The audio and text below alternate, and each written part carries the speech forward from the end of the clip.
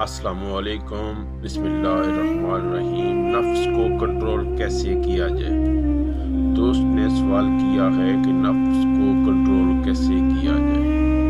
نماز پڑھنا چاہتا ہوں لیکن کبھی 3 پڑھ پاتا ہوں اور کبھی 4۔ ایک دوسرے دوست نے سوال کیا کہ وحشی ویڈیوز دیکھنے سے بچنا چاہتا ہوں لیکن کبھی بچ پاتا ہوں اور کبھی دیکھ لیتا ہوں۔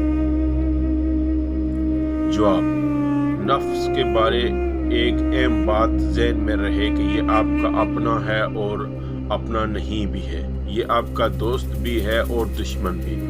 اس میں ایک ضدی بچے سے لے کر ظالم دشمن تک کے تمام کردار موجود ہیں کہ جنہیں یہ بخوبی نبھاتا رہتا ہے۔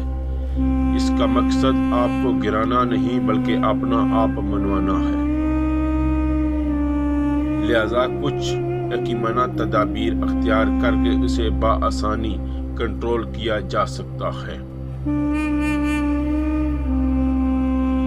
ایک تدبیر تو یہ ہے کہ آپ اگر اپنے فرائض کی حفاظت چاہتے ہیں تو سنت کا اہتمام کریں، سنت کی حفاظت چاہتے ہیں تو نوافل کا اہتمام کریں۔ اس کو سمجھنا بہت آسان ہے کہ اپنے ارد گرد فرائض، سنت اور نوافل کے دائرے بناتے چلے جائیں کہ آپ کا دشمن شیطان اگر حملہ آور ہوگا تو سب سے باہر والا دائرہ متاثر ہوگا۔ اگر آپ نے شیطان سے حفاظت کے لیے اپنی ذات کے گرد دائرہ ہی صرف فرائض کا بنایا ہے تو اس کا حملہ ہی فرائض پر ہوگا اور متاثر بھی فرائض ہی ہوں گے۔ مثال کے طور، اگر آپ تکبیر اور اولی کا اہتمام کرنے والے ہیں تو کبھی وہ رہ جائے گی لیکن جماعت مشکل سے ہی رہے گی۔ اگر آپ جماعت کی نماز کا اہتمام کرنے والے ہیں تو کبھی وہ رہ جائے گی اور لیکن نماز مشکل سے ہی قضا ہوگی۔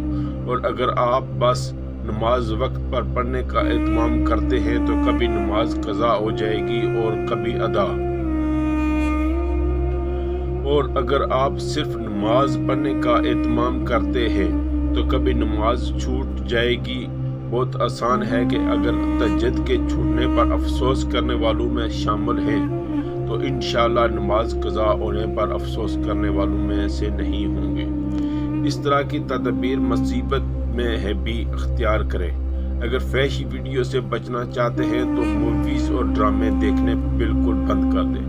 اگر موویز اور ڈراموں سے بچنا چاہتے ہیں تو وقت گزاری کے لیے مزاحیہ ٹاک شوز وغیرہ دیکھنا بند کر دیں اور ایسا مستقل طور کریں تو انشاءاللہ ضرور فائدہ ہوگا۔ اب اگر شیطان کا حملہ ہوگا بھی تو سب سے باہر والا دائرے پر۔ دوسرا یہ کہ اپنے نفس کو یہ احساس دلاتے رہیں کہ اس کا مانی جا رہی ہے۔ یہ بہت ضروری ہے ورنہ تو وہ آپ کو گرانے کی پوری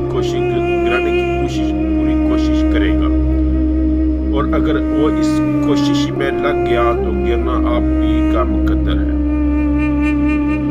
اس کا نہیں۔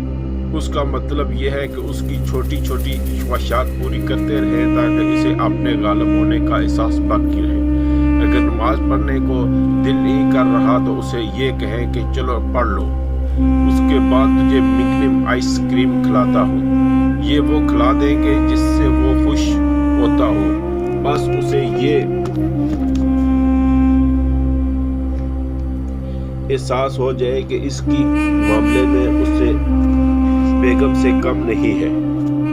اچھی طرح سمجھ لو، اب بیوقوفوں کی طرح اس کے ہر بات مان لو یا اسے لولی پاپ دیتے رہو۔ یہ تمہاری عقل مندی اور سمجھداری پر منحصر ہے۔